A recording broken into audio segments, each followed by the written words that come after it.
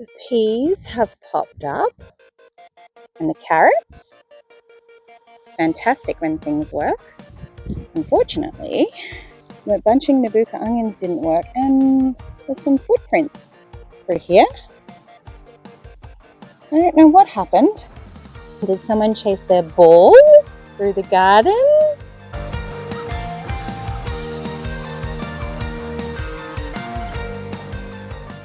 I don't want to use pesticides in my garden because I don't want to eat poison and I don't want my family to eat poison. Here is to never buying an expensive, limp, glyphosate covered lettuce ever again. Hopefully. I'm also trying to take my gardening a little more seriously. I want to actually slowly expand this backyard into almost a food forest, but I'm just doing it little bits at a time. So I want to do a little bit of companion planting in this bed. So something cool, I planted this dill, and these dill all at the same time. This one was not growing. This one kind of started growing. And then these ones are going off. Figured it out. So I grew, see up here, little peas. They're not very big. They're like a dwarf variety. I planted them. And as soon as I planted them, the back ones started growing really well. And also this one's getting all the mulch from the potato plant. So that's going amazing. This one here, nothing. But the little green sprouts is because they have been chucking these mung bean things around it just the last couple of days. This one, heaps of mung beans thrown around it a week ago or 2 weeks ago, whenever that was. And it started to pick up the peas. They're fixing the soil. So how cool is that? I'm trying to use the space wisely.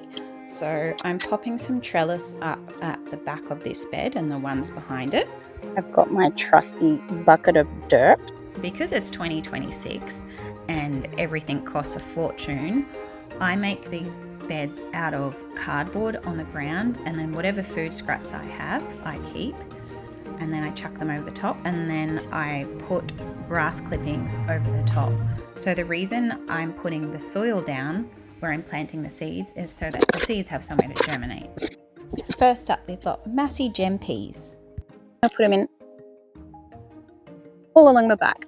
So I put them in about 5 to 10 centimeters apart and 2 centimeters deep.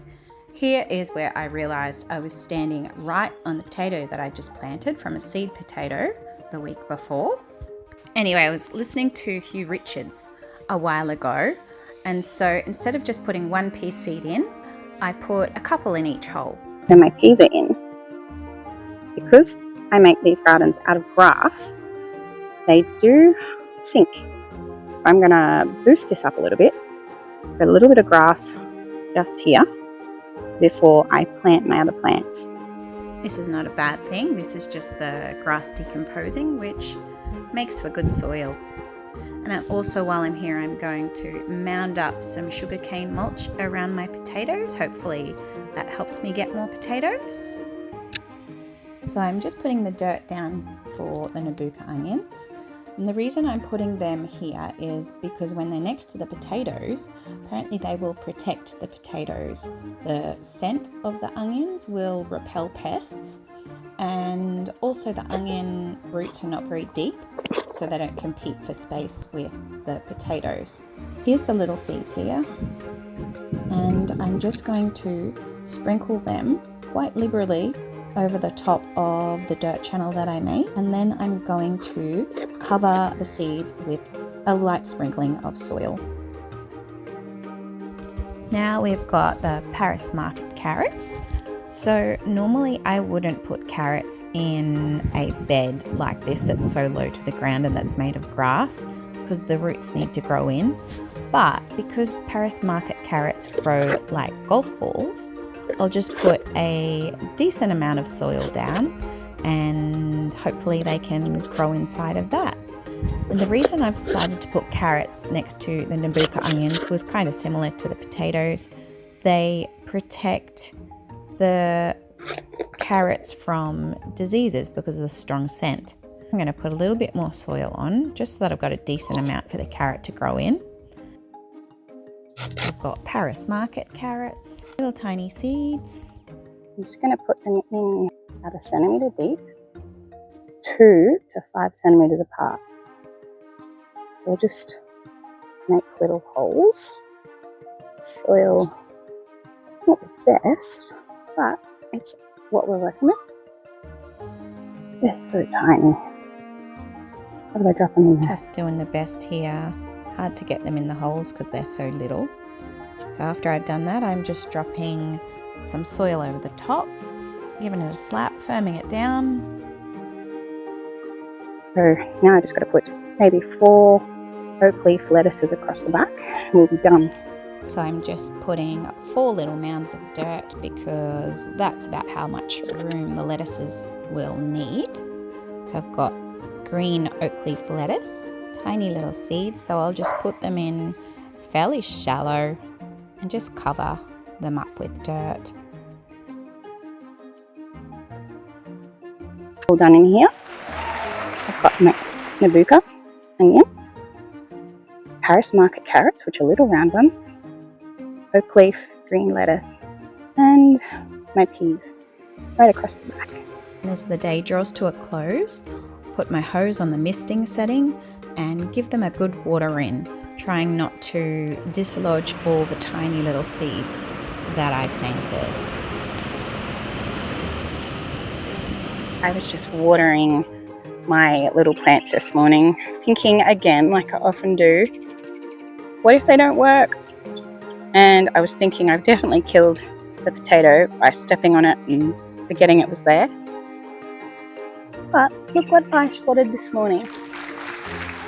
Plants really are a lot more resilient than you think they're going to be. Woo! Winning. You're a good girl. You're a good girl. All right, so here are my results. So the potatoes are growing beautifully. This is the one that I thought I killed, that I stood on. This is how big my hand is. So it's decent sized. And then I actually put the potatoes in this bed because potatoes are a great first season crop. Apparently they break the soil up a little bit underneath. This is clay soil, and they create tunnels with their tubers so that earthworms and stuff couldn't move in. But they are very heavy feeders. So then I've got the peas that I put in all along the trellis behind them. The peas provide nitrogen to these beautiful. I wonder if that's why this potato plant is bigger, because it kind of grew at the same time as the peas. And these ones grew before they popped up. That's pretty cool. They really do look lovely and healthy. But yeah, something about having more than one pea in each hole makes them a lot more stable. And the carrots, I can't wait to see what they look like. I have to thin them so they can be about 5 centimeters apart. So there's a few in here.